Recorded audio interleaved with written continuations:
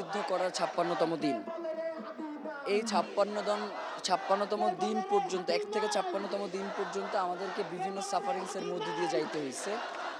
মানে কেউ কোনোভাবেই শহীদ ওসমান হাদির মতো একজন গুরুত্বপূর্ণ ব্যক্তির হত্যাকাণ্ড নিয়ে রাষ্ট্র যতটুকু সোচ্চার হওয়া দরকার সেই ধরনের আগ্রহ আমরা রাষ্ট্র দেখি নাই। উল্টো রাষ্ট্র আড়াল করতে, এই হত্যাকাণ্ডকে আড়াল করতে যতগুলো পদক্ষেপ নিয়েছে তার অর্ধেক না ১০% পদক্ষেপও যদি খুনিদেরকে জনসম্মুখে নিয়ে আসবার ব্যাপারে চেষ্টা করা হইতো যে এর পেছনে কারা রয়েছে তাহলে সেটা পারত। তো এখন ব্যাপার যেটা সেটা হচ্ছে তারা এর আগে একবার বলেছে যে তাদের ৯০% তদন্ত কমপ্লিট হয়ে গেছে, মাত্র 10% বাকি আছে। তো এরপরে যারা যে চার্জশিটটা দাখিল করলো আদালতে, সেখানে দেখা গেল যে এই খুনের সাথে খুনের মাস্টার মাইন্ডের যোগসূত্রের ব্যাপারে কোনো উল্লেখ এখানে নাই। এরপরে আপনার এই যে খুনির সাথে মাহবুবুল আলম হানিফের যে সিঙ্গাপুরে বৈঠক হয়েছে এই ব্যাপারে কোনো উল্লেখ নাই। শত কোটি টাকার যে বিনিয়োগ হয়েছে সেই ব্যাপারে কোনো তথ্য নাই।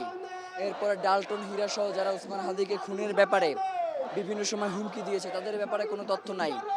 একদম একটা ধামাচাপা দেওয়ার মতো চার্জশিট হয়েছে, যার কারণে আদালতে আমরা নারাজি দিয়েছি এবং আমরা এখন পর্যন্ত মনে করছি যে বাংলাদেশের এজেন্সিগুলোর পক্ষে শহীদ ওসমান হাদির হত্যার সুষ্ঠু তদন্ত করা সম্ভব না। যার কারণে আমরা সরকারের কাছে দাবি জানিয়েছিলাম যাতে জাতিসংঘের অধীনে সরকার এই তদন্তের ব্যবস্থা করে।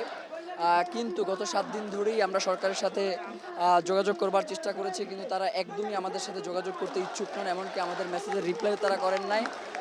সেই জায়গা থেকে আমরা 2 দিন আগে একটা সংবাদ সম্মেলন করেও সেটা বলেছি, কিন্তু এরপরেও তারা সেটাতে কোনো ধরনের ভ্রুক্ষেপ করে না, যার কারণে আমাদের আজকে এখানে আসতে বাধ্য হয়েছে। এবং আপনি জানেন গতকাল 4টা থেকে আমরা মূলত অবস্থান করছি। শহীদ ওসমান হাদির স্ত্রী গতকালকে তাকে 8 ঘন্টা পরে পানি খেতে দেওয়া হয়েছে, এর আগে পানি পর্যন্ত ঢুকতে দেওয়া হয় না, খাবার তো দূরের কথা। এবং ভিতরে কোনো সাংবাদিকদেরকে প্রবেশ করতে দেওয়া হচ্ছে না, ভিতরে আমাদের ভাইয়ের বোনরা অপেক্ষা করছে, অবস্থান করছে। তো এই যে অসহযোগিতাপূর্ণ একটা অবস্থা, আপনার রুচির সাথে মানানসই স্টাইলিশ সব ডিজাইন থেকে বেছে নিন জংমুক্ত ও long lasting shine basin tap. Fittings shine তো সবকিছু ফাইন। সেই জায়গায় দাঁড়িয়ে যদি প্রেস সেক্রেটারি একটা স্ট্যাটাস দিয়ে বলেন যে জাতিসংঘকে তারা অনুরোধ করবেন যে যাতে শহীদ ওসমান হাদির হত্যার এই তদন্তটা জাতিসংঘের মাধ্যমে হোক, এবং সেক্ষেত্রে তিনি বললেন কি রবি অথবা সোমবার। জাতিসংঘের অফিস আজকেও খোলা আছে এবং এইটা শহীদ ওসমান হাদির হত্যার ইস্যুটা বাংলাদেশের নিরাপত্তার সাথে জড়িত, বাংলাদেশের শান্তি শৃঙ্খলার সাথে জড়িত, স্বাধীনতা সার্বভৌমত্বের সাথে জড়িত।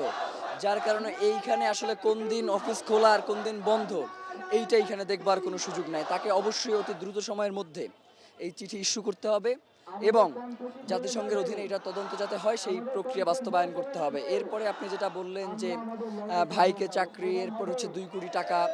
দেখেন, যখন শহীদ রাষ্ট্রপতি জিয়াউর রহমান শাহাদাত বরণ করলেন তখন জিয়াউর রহমানের পরিবারকে সাহায্য সহযোগিতা করা হয়েছে। এরপরে যখন পতিত ফেসিবাদ স্বৈরাচার হাসিনা, তাকেও বিভিন্ন সময় সাহায্য সহযোগিতা রাষ্ট্রের পক্ষ থেকে করা হয়েছে।